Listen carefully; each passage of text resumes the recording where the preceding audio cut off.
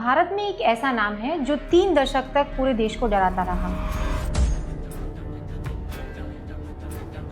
ये नाम सुनते ही पुलिस भी कांपती थी। मैं बात कर रही हूँ वीरप्पन की। भारत के सबसे बदनाम डाकू। It's a matter of concern for the whole country. The kidnapped drama of Kannada matinee idol Dr. Rajkumar by sandalwood smuggler Veerappan. 20 साल, पूरे 20 साल वो भारतीय पुलिस को चकमा देता रहा। हजारों जवान, लाखों का बजट, सब कुछ उसे पकड़ने के लिए लगा। लेकिन क्या आप जानते हैं कि ये जंगल का शेर आखिरकार अपनी 5 बड़ी गलतियों की वजह से पकड़ा गया। कौन सी थी वो 5 गलतियां, आइए जानते हैं।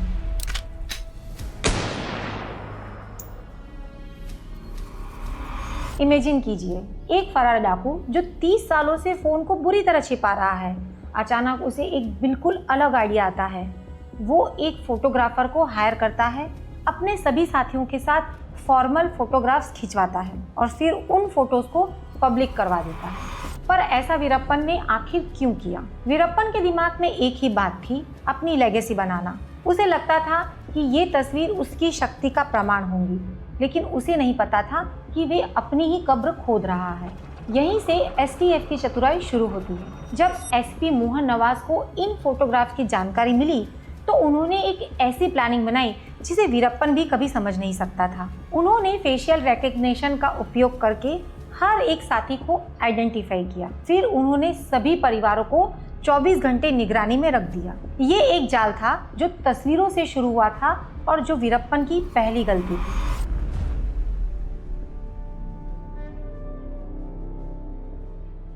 वीरप्पन का अपना एक रूल था, कभी एक जगह पर ज्यादा देर तक मत रहो। प्रतिदिन 40 किलोमीटर दौड़ो। लेकिन मीन चुगली वह जगह थी जहां सब कुछ गलत हो गया। मीन चुगली क्या था? ये एक ऐसा प्लेस था जहां तक पहुंचना लगभग असंभव था। यहाँ से सबसे नजदीक गांव भी 25 किलोमीटर दूर था और वो भी 3 बड़े बड़े पहाड़ों को पार करके। इतनी दूरी कि 40 सालों में कोई और आदमी वहां नहीं पहुंचा था। वीरप्पन को यकीन था कि वे बिल्कुल सुरक्षित है। इस समय उसके साथ 137 लोग थे।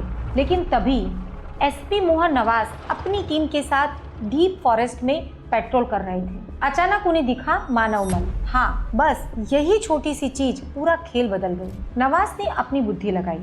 उन्होंने देखा कि वे एक्सक्रीटा काला था। एसपी नवाज को पता था जो लोग मिलेट खाते हैं उनका एक्सक्रीटा यानी मल मूत्र काला होता है और राइस खाने वालों का पीला होता है, और मिलेट खाने वाले लोग वो इसी रीजन के होते हैं। ये ऑब्जर्वेशन ही टर्निंग पॉइंट था। आगे की खोज में उन्हें एक पहाड़ के पीछे कुछ झोपड़ियां दिखी। जब उन्होंने अपने दूरबीन से देखा तो वहाँ वीरप्पन और उसके सभी लोग थे। लेकिन नवाज के पास ज्यादा फोर्स नहीं थी। तुरंत अटैक करना बेवकूफ़ी साबित होती, इसलिए उन्होंने तय किया कि वो रेनफोरेस्टमेंट बुलवाएंगे। नवाज अगले दिन तमिलनाडु और कर्नाटक के पूरे एसटीएफ और बीएसएफ के साथ लौटे। ये बैटल ये कोई आम जंग नहीं थी। पहली बार एसटीएफ को वीरप्पन के साथ प्रॉपर एंगेजमेंट मिली। लड़ाई भीषण रही, कई लोग मारे गए, कई पकड़े गए और फिर हुआ एक चौंकाने वाला बदलाव। वीरप्पन का गिरोह 137 से तुरंत घटकर 8 रह गया एंड फिर कम होते होते सिर्फ 5 और आखिर में केवल 2 से 3 लोग बचे। मिंचुगुली में ही वीरप्पन का साम्राज्य कोलैप्स हो गया।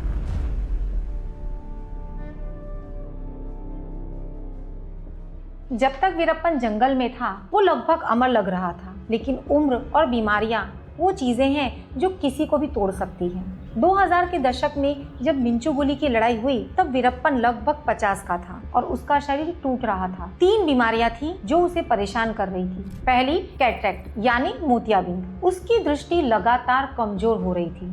जंगल में रहते हो तो तेज नजर होना जरूरी है। वो लगभग 1 साल से मेडिकल ट्रीटमेंट के लिए बेताब था। दूसरी बीमारी अस्थमा। जंगल की सीलन, डस्ट सब चीजें इसे बढ़ाती हैं। तीसरी डायबिटीज। जंगल में प्रॉपर डाइट मेंटेन करना असंभव है। वीरप्पन ने ट्रेडिशनल मेडिसिन की कोशिश की, साथ ही हर्बल रेमेडीज और आदिवासी नुस्खे भी आजमाए, लेकिन कुछ भी काम नहीं आया।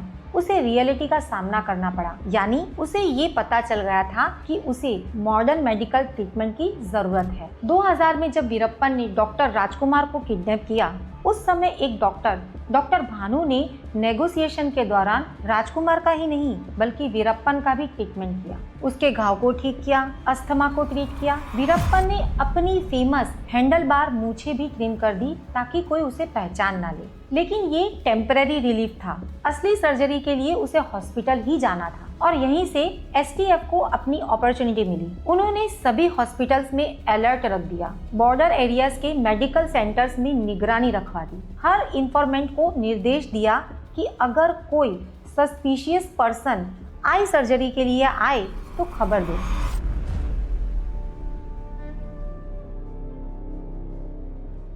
मिंचुगुली के बाद क्या बचा? एक ऐसा आदमी जो कुछ महीने पहले 137 लोगों का लीडर था, वो अब बिल्कुल अकेला था, जिसके पास अब सिर्फ 3 से 4 लोग बचे हुए थे। ये ब्रेकडाउन सिर्फ फिजिकल नहीं था, ये साइकोलॉजिकल था। वीरप्पन के साथियों के अनुसार मिंचुगुली के बाद वो बहुत डिस्परेट हो गया। उसे रियलिटी समझ आ गई। गिरोह के बिखरने के बाद उसका इंफॉर्मेशन नेटवर्क टूट गया, रिसोर्स खत्म हो गए, सप्लाईज, वेपन्स, एम्यूनेशन सब कुछ सीमित था। अब हर बार उसे भरोसे की समस्या होने लगी। वो हर नए आदमी से संदेह करता और इसी बीच हर दिशा से एसटीएफ की निगरानी सख्त होती जा रही थी। जब आदमी निराश हो जाए वो गलत निर्णय ले लेता है। वीरप्पन के साथ भी यही हुआ। उसे एक बाहरी आदमी पर ट्रस्ट करना पड़ा जिसका नाम था ट्रेगर, और ये उसकी चौथी गलती थी, अपनी निराशा भरी कंडीशन में किसी पर ब्लाइंड ट्रस्ट करना।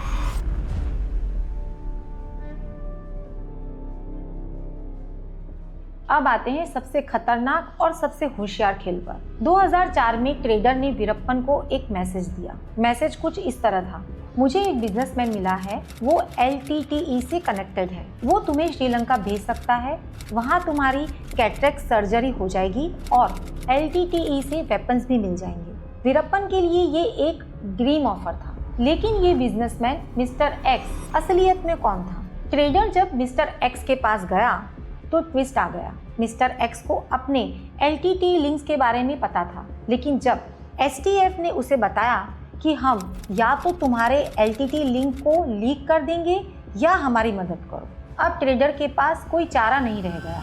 के विजय कुमार जो STF के चीफ थे, उन्होंने एक जीनियस प्लान बनाया। उन्होंने मिस्टर एक्स को एग्जैक्टली वही सिनेरियो दिया जो वीरप्पन को चाहिए था। LTT के दोस्तों के माध्यम से वेपन्स अरेंज करो, वीरप्पन को एक आदमी के माध्यम से बताओ कि वो उसे ट्रिची या मदुराई के हॉस्पिटल में ले जाएगा, कैटरेक्ट सर्जरी कराएगा, सर्जरी के बाद श्रीलंका ले जाएगा। ये सब कुछ स्क्रिप्टेड था। अक्टूबर 2004, गांव पपरपट्टी, रात के 10:45। वीरप्पन ने एक एम्बुलेंस में सवार होने का निर्णय लिया।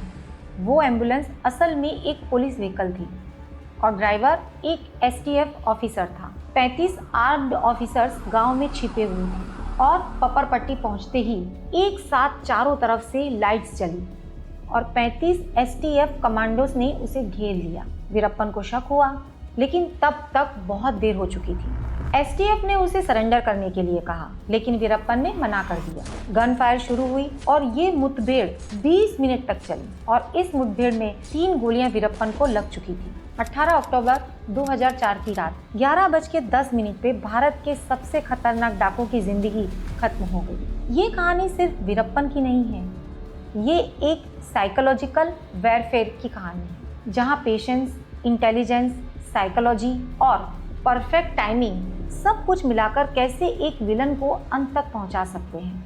वीरप्पन को 18 अक्टूबर 2004 को मेट्टूर के पास दफनाया गया। हजारों लोग उसे दफन के लिए आए। कुछ लोग उसे रॉबिन हुड मानते थे तो कुछ उसे ब्रूटल किलर। आपको ये स्टोरी कैसी लगी? कमेंट करके ज़रूर बताएं।